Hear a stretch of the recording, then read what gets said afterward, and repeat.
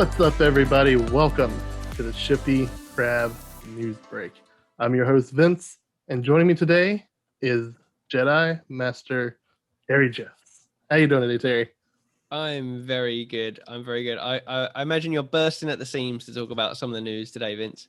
Oh, absolutely. We've got an incredible slate for you today because Microsoft has officially acquired ZeniMax Media. Fortnite's actually getting some single-player content. Gamestop is teetering on the edge once again, and Steam temporarily removed a good bit of games, seemingly out of nowhere. But before we get to all that, Terry, did you know? Well, of course you know, because this is something he came up with. We are shifting our programming a little bit.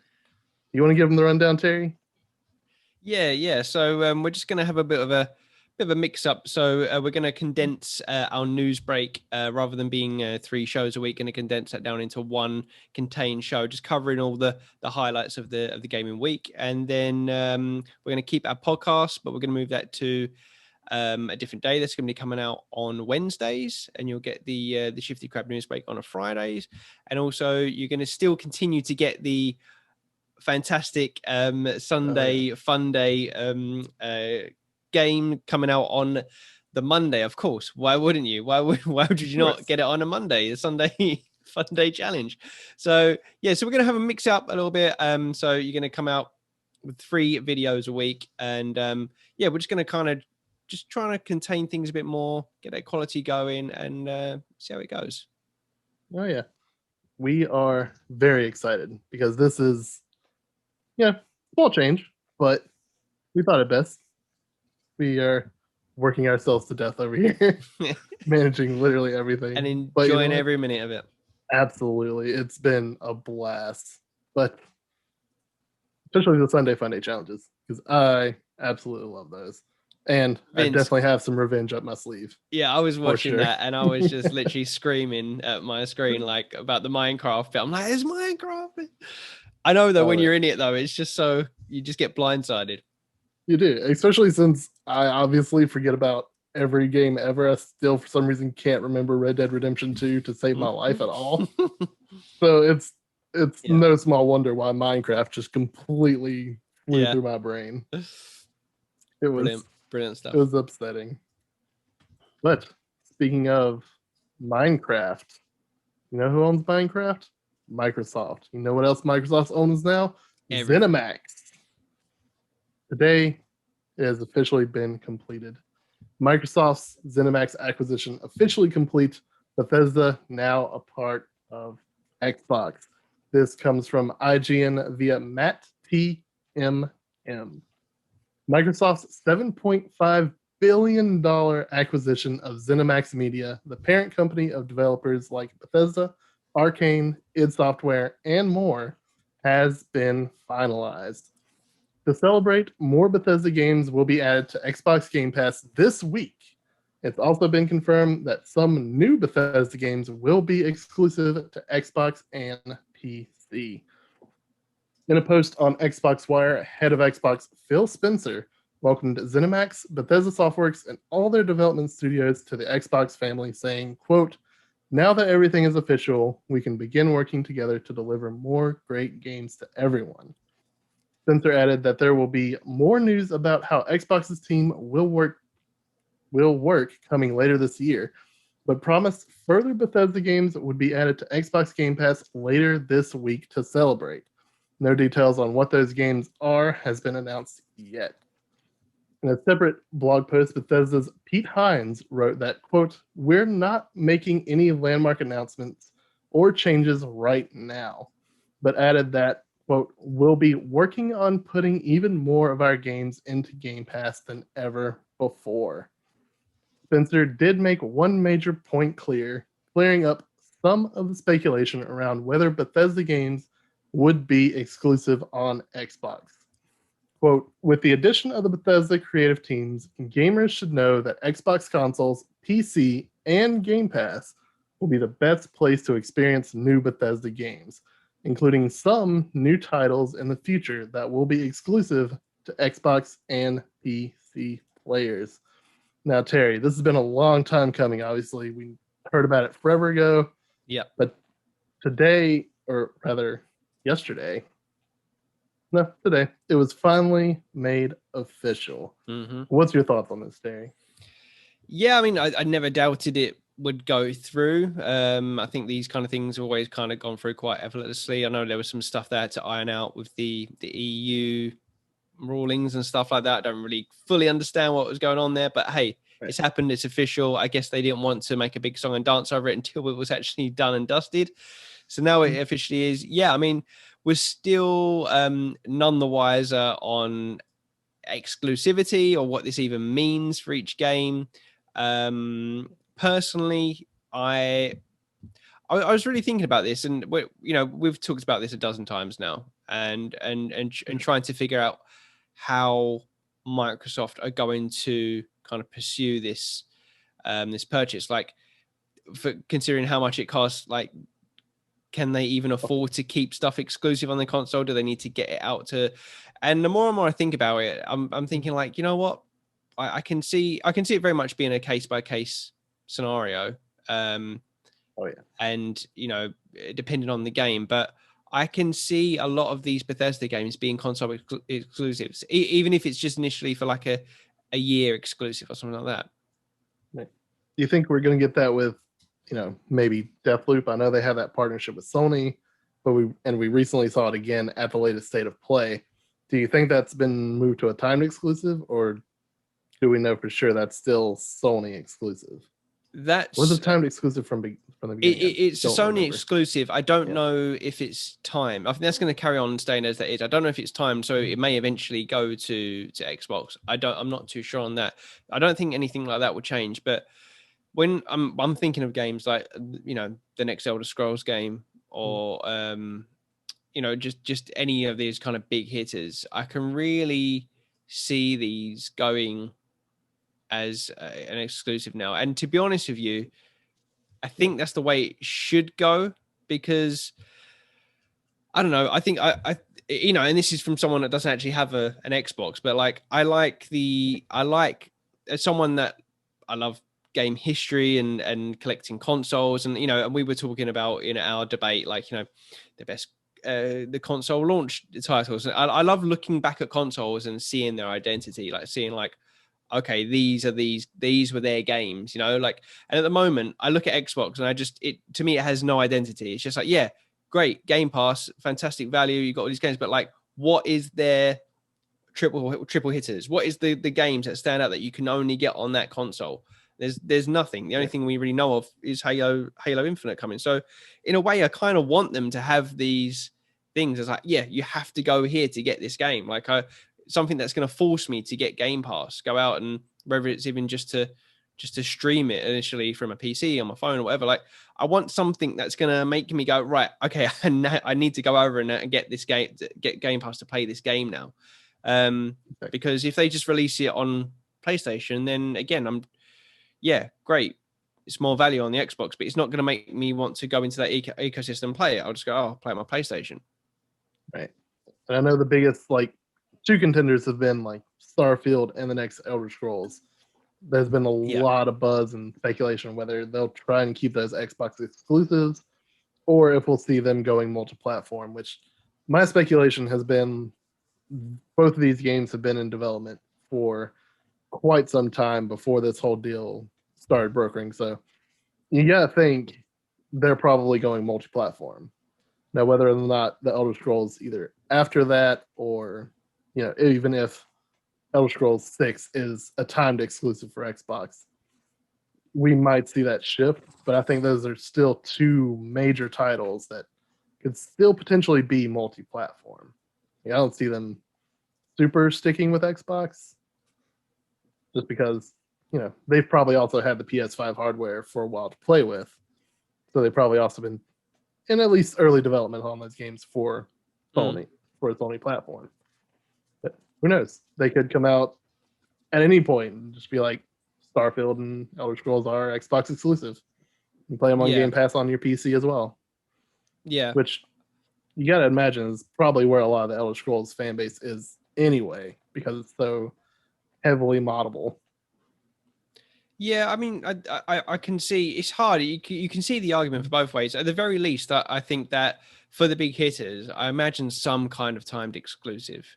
And then even just doing that gives it the identity of being on that console. Like when I think back at when I think of BioShock, I think like one of my all-time favorite games. I think of that as an Xbox game. I think of that as an Xbox 360 game because it had that year ahead before it came out on the PlayStation 3, and it played better on the Xbox, because it was just that's the console that it was kind of developed for. Bethesda have got such a long lineage with Xbox. I mean, going back to playing like Morrowind on the original Xbox, and Oblivion on the 360, and they generally their games have always just generally ran better on their machines. So I just feel like it makes sense for those games to have that home there initially, and then that way you're bringing the interest to the Xbox ecosystem, getting people onto Game Pass, but then it would be silly to not eventually release onto onto PlayStation and elsewhere, because especially when there's the install base is just huge. It just wouldn't make financial sense, I think, to cut that off completely. I mean, the PlayStation 5 is selling, it's trying to sell ridiculous amounts. I mean, it's on course to do huge numbers. So there's such a huge install base there. So to not have Bethesda's latest AAA game not get to any of those consoles, I don't know. It just seems it would be shooting themselves in the foot, similar to what I think of with, but they did with Tomb Raider, Rise of the Tomb Raider. Although that was a little bit of a different situation, because a lot of people, myself included, were pissed off because they released the first part of a trilogy on all consoles and said, "Oh, actually, part 2 is you can't play that there." It's like, well, that makes no sense. That's a weird decision. Yeah, it was very, very strange. But this is different, But yeah, I'm just really, as I keep saying, really keen to see how this plays out. But I do want them to have some exclusivity going, just like I said, to give them that brand identity. Oh yeah, they need it. But speaking of brands with identities, Fortnite is getting its first single player story event. This is also from IGN via Matt Purslow. Fortnite will soon provide players with a new single player story event that acts as a conclusion to the current season of the Battle Royale. When Fortnite Chapter 2 Season 6 launches on March 16th, the first thing players will be met with is the Zero Crisis finale. Described as a solo experience by developer Epic, it is the conclusion of Agent Jones's mission that formed the basis of the Season 5 story. Epic promises that the aftermath of the single player event will shape reality as we know it, suggesting that the event will push forward and make changes to Fortnite's storyline. Zero Crisis finale also includes a story cinematic, which can be watched as part of the global premiere. Epic plans to share details on how to watch this in the coming days. So this was immediately interesting because, yes, Fortnite does have a PvE mode to it, but we've never seen kind of a single player focus to the game. So when I saw this headline, I was just immediately like, oh, that's actually kind of interesting. But looking at it, there's really no news on what kind of single player event it's going to be. Is it still going to be like the Battle Royale thing? Or are we getting something maybe like a solo mission, like a normal FPS or third person shooter style? Any kind of speculation on this? Or no, this really surprised me actually, because I could also racking my brain. So when I first saw the story, I thought, oh, okay, they're going down a similar route to like with what Overwatch 2 are doing, rather than being like PvP. Oh yeah, there's a PvE mode where it's story driven. You're still getting together with groups online, but it's more about like the cutscenes and things going on like that. But when I saw it, it's actually no, this is a solo experience. I was thinking, well, what is there to gain out of that for Fortnite? Like, what is there to Right. gain by saying here's this huge, like massively multiplayer play game where literally all of our story has been a shared experience where we have these kind of chapters and people kind of witnessing these things in front of them together, to cutting people off into instances and just doing it like, I don't know. All I can think of is like maybe it's something that's going to require more. I don't know, like if you were to pull one player into one instance, like location, as they would do like in an MMO, then you can do more kind of crazy shit, you know, like and stuff, because you're not affecting other players in your game. It's just centered around you. But I don't know, for someone that's not played Fortnite, I don't know what kind of experience that would be. It just seems strange, very kind of left field for what they normally do. Yeah, because this one definitely kind of tripped me up, because when you hear the words Fortnite, single player story content isn't the first thing you think of. No, exactly. The emotes, the battle royale whole situation. So this is kind of, and not what the player to base would be asking for, I would imagine. But hey, who knows? Epic might be trying something a little different with it. We'll see how that pans out, because I'm actually interested to see what this cutscene, they're in a position cinematic is going to be. They're in a position where they can experiment and they can try some different things and see what sticks, you know, and there's going to be a lot of stuff that doesn't stick. And I think everyone, you know, I think even Epic probably realizes now they've probably gone over the curve of Fortnite's popularity, and it's going to eventually start, you know, the needle is going to move, and people are going to start moving away from battle royales eventually. It's not going to, the next big thing is going to come along, and I guess they're going to try and see where it can evolve, what it can evolve into eventually. But, you know, who knows? I don't know. Maybe I'm talking shit. People could be playing this for the next 30 years, Vince, and not get bored of it. They could be, because I thought the exact same thing about 2 years ago, but here we are. Fortnite's still going stronger than ever. There you go. But speaking of things going on stronger than ever, Steam. Apparently, Counter-Strike Go and other Steam games were temporarily removed, and nobody knows why. This is from GameSpot via Stephen T. Wright. Dozens of games, DLC packs, and other items were temporarily, why can't I say that word? Temporarily removed from the Steam storefront on Tuesday before being restored 2 hours later. As first spotted by Twitter users like Gabe Follower and subsequently reported by VGC, Counter-Strike Global Offensive was the biggest name to be affected, prompting speculation on social media. However, if you scroll down on Steam's database's app history, you can see a wave of content being removed on March 9th, starting with Paws and Claws, Pet Vet, and ending in the film American Gods. The individual Steam database entry for CSGO shows how its description, screenshots, and trailers were removed from the storefront, only to be restored 2 hours later. At this time, it's not clear why these particular items were affected by this apparent bug. Steam database founder Pavel Jundik said on Twitter that it could be related to region locks for certain titles, since most of the items have locks based on geographical region. That said, that's basically just speculation at this point, and there's a chance we'll never know why this happened. Given that CSGO is one of the most popular games on Steam, however, it's certainly a noticeable glitch. We reached out to Valve for comment, and we'll hear back shortly. But as of 6:30, there has still been no update on why these games were removed. So this is very interesting, because obviously people love Counter-Strike. You're gonna notice if it's missing with as big of a fan base as it has. Yeah, I would have thought it'd been the first thing that kind of people notice, the amount of people that are on just daily basis.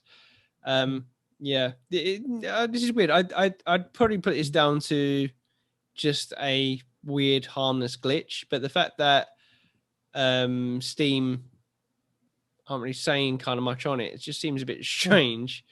It does. And the fact that only affected like a certain amount of games and they just got kind of pulled off, and for 2 hours as well. That's the weird thing. It's like it's not like a long amount of time, but it's not short either. Like it's like if you know like Steve, like Valve are going to notice that these games are missing, like I don't know, someone's going to pull it up in 20 minutes in. So for them to be on for 2 hours, it's yeah. All I can think of, this is just a weird like kind of server side error where something went wrong and then they just kind of fixed it. But yeah, someone accidentally clicked the remove button and had to figure out 2 hours later that they accidentally clicked it. Someone dragged 80 games to the recycle bin and didn't realize it. Yeah, weird. Quite of an odd story for today, but I found it interesting because like, how do you lose games for 2 hours on Steam of all places, the biggest like PC storefront there is? It's strange. Maybe there's going to be some weird kind of conspiracy theory growing out of this. Like Gabe Newell's up to something. Yeah. This is the teaser for Half-Life 3. Oh my god. We don't see much Half-Life 3 kind of jokes anymore. Am I just looking in the wrong circles now? Like it just, I felt like every week there was like, it doesn't matter what video it was or what trailer it was, there'd be a comment underneath which had like pulled the most random clues together and said like Half-Life 3 confirmed. Have we just given up now? Have we just like yeah, it's not happening? Yeah, I feel like us Half-Life fans we've just given up at this point. Like we haven't heard anything in we got Alex. We got Alex, and that was, so if anything, we should be more hopeful. Look, Valve made a Half-Life game. Why isn't it? People don't seem to be talking about that enough. Like we got a Half-Life game was it last year or the year before? Last year. Jesus, man. And they're like, you can tell they want to do more. Like, oh, come on. Yeah, I mean they're sitting on that giant pile of money anyway. Why not put it to something that people actually want to buy? Exactly. Instead of buying more hats and Counter-Strike. Not Counter-Strike. Team Fortress, there we go. That's the one you can buy hats in. Team Fortress, yeah. But I tell you what, we play Team Fortress? Yeah, that's still got a dedicated fan base like Counter-Strike.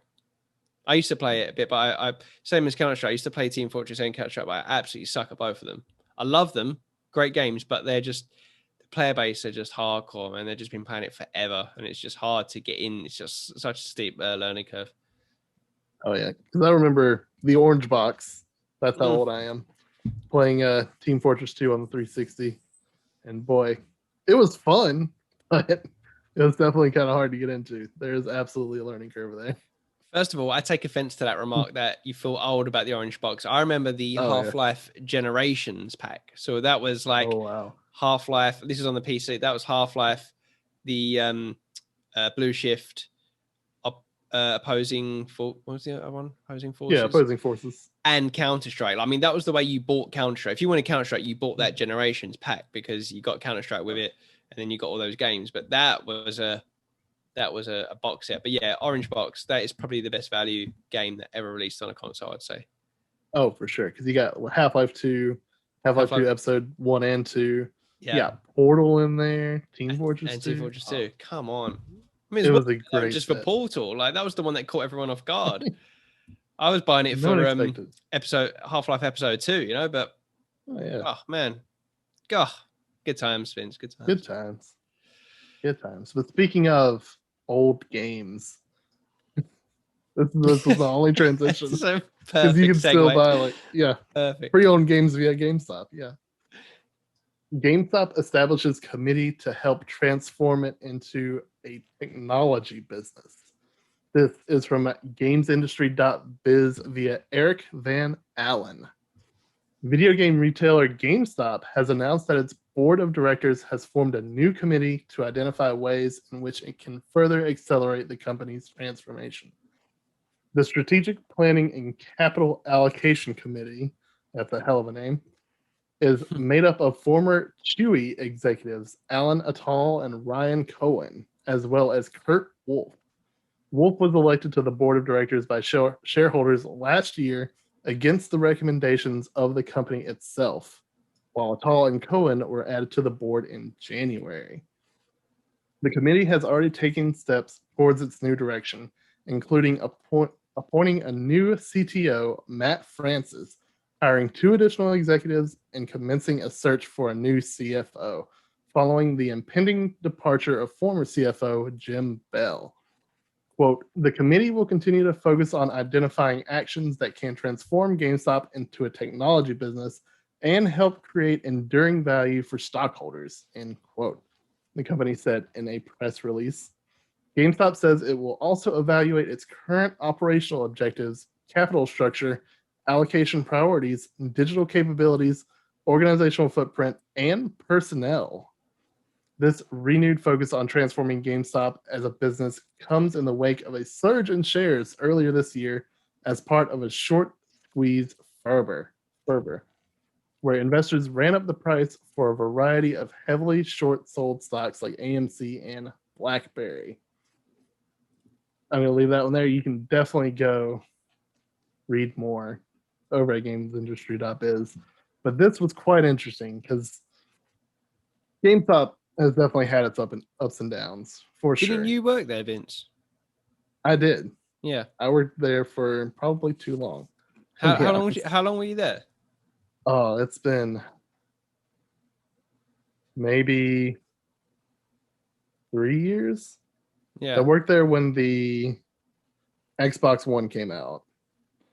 Then I left. Then I came back a couple years ago just for some simple part-time work. And boy, had it changed between those 2 eras, let me tell you. This isn't going to be a rant. I'm not going to out like GameStop secrets, but they're kind of clinging to the edge there a little bit. Yeah. And this definitely shows why, because you got your higher ups wanting to restructure pretty much the entire business from what it looks like. Basically, how they make money, allocation of priorities, digital capabilities, personnel, which is a very scary thing. Because, like, if you go into GameStop, you're going for the people, because you can buy your games anywhere. You can go to Walmart, you can go to Target, you can go wherever.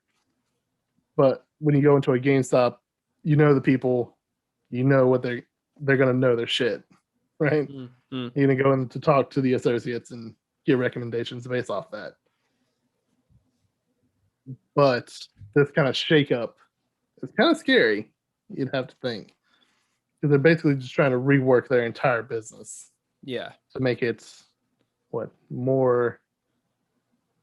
It's like it's like a star in its last moments of life when it just starts fucking creating new elements and shit because it's about to explode. Like that, this is like it's just trying to do what it can to save itself. Like, and we're seeing that like literally in slow motion over a decade, just before it implodes. Obviously, we've got Game over in the UK, but I always just think of Game and GameStop as literally the same company. Just under different names.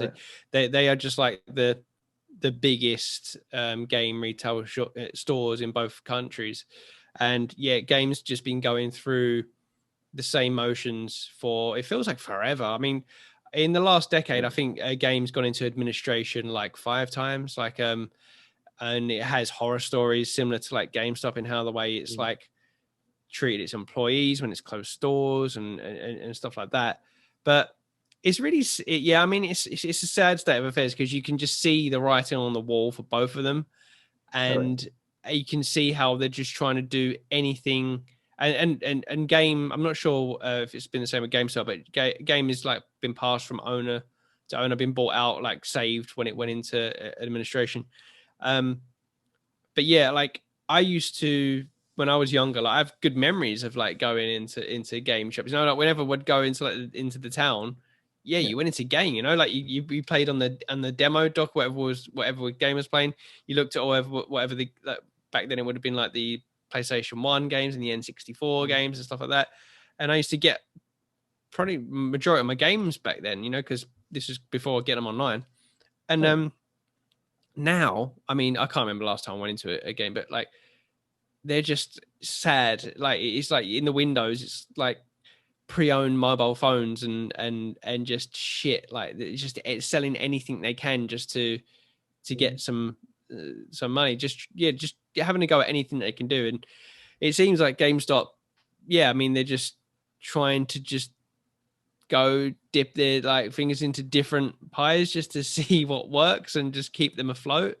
Because obviously sticking to the traditional way of what they've been running, how they've been running their business is not going to last long. So this just seems like more of that. But I mean, how do you see it? Obviously being on that side, how do you see, and having obviously worked there firsthand, how have you seen that trajectory of the company?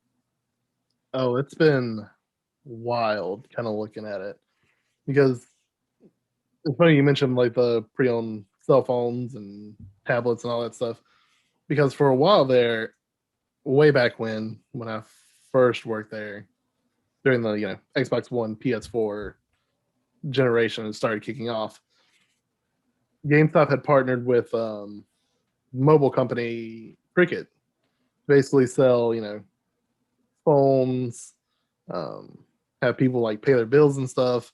So that was definitely like one kind of final grasp at trying to do something to also make a bit more money. But at the same time, you had people didn't come to GameStop to buy your cell phone plan or anything like that. Yeah. That's kind of not what they thought of GameStop as. So that kind of went away after a while, and then especially with COVID, things has changed the way GameStop has done some things, because we used to take in like phones, iPads, tablets, watches, whatever. But I don't even know if they still do that anymore. Again, I only worked there a little bit recently because I have a other job and that's going on.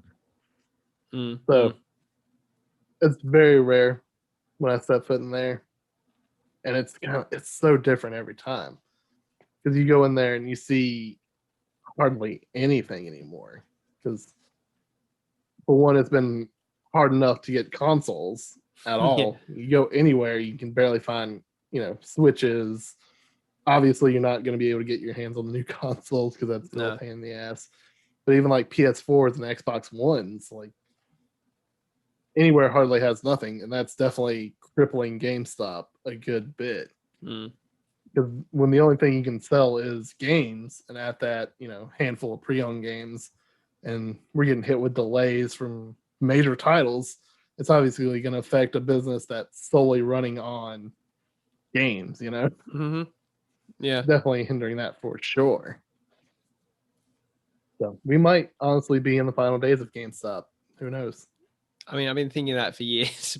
Yeah, I tell you what. Game store that I really missed was we used to have a store over here called Electronics Boutique. And, yes. Did you have that, or do you know that? Well, it was EB Games. Yeah. Well, which kind of the same thing. Yeah, and then they ended up all changing to Game Station, and they were bought out by Game, and then they were just kind of like dissolved into other game stores. But they were cool because they did all like new games, but they also did a lot of retro stuff as well. Like you could go in there and like buy all old games and stuff like that, and that was cool. It was just cool to go in there and just kind of thumb through the days before COVID, thumbing through cartridges and cool stuff and grabbing a bargain. But there's just nothing like that now. I mean, the only place we have these days is like CEX, which is like a kind of pre-owned kind of store. We trade in stuff, but yeah. Like I said, the writer's on the wall, and obviously GameStop's doing what it can, and it will transition into something else, and it will become something else entirely. But retail's dying, man. It's on its knees. It was on its knees before COVID. Now it's like literally got the gun against the temple. That's a shame. But take care of all of our news items today. Which is Don't forget, it is a shame because you know what? The sun is setting on our thrice daily news shows, but it's all good because we get to bring you more content that way. We absolutely do. We get a weekly, more than likely longer news breaks, as well as jam-packed, as well as throughout the week. We're going to be hitting those big news announcements throughout the week via some form of reacts. Still working title on that. Yeah, I hadn't mentioned that, did I? So we're still gonna, obviously we're gonna just do one weekly chunky news break a week. But if anything, that some really great breaking news, like hot news, we're gonna want to do a reaction video to that of some kind. So we're gonna drop like a Shifty Crabs react video, just a short breakdown of like whatever that news is, if it's something that we want to talk about, especially if we haven't got our new show coming out for like another 5 days or so. We're going to want to talk about that there. So we're going to just do that as and when and kind of see how it goes. Oh, yeah. And as always, we have our weekly podcast where we bring a debate topic and argue about it. And occasionally try to fry both Adam and Terry's brains with a challenge, which has been a lot of fun. And if you like challenges, we are spinning off Sunday Fun Day into its own show. What evil will I concoct for Adam to fry his brain before the week starts? You'll just have to wait and find out. Of course. But that is it for us. Terry, it's been wonderful. It always is. It always is, Vince. Always is. Until next time. Until next time. Stay shifty, everybody. Stay shifty.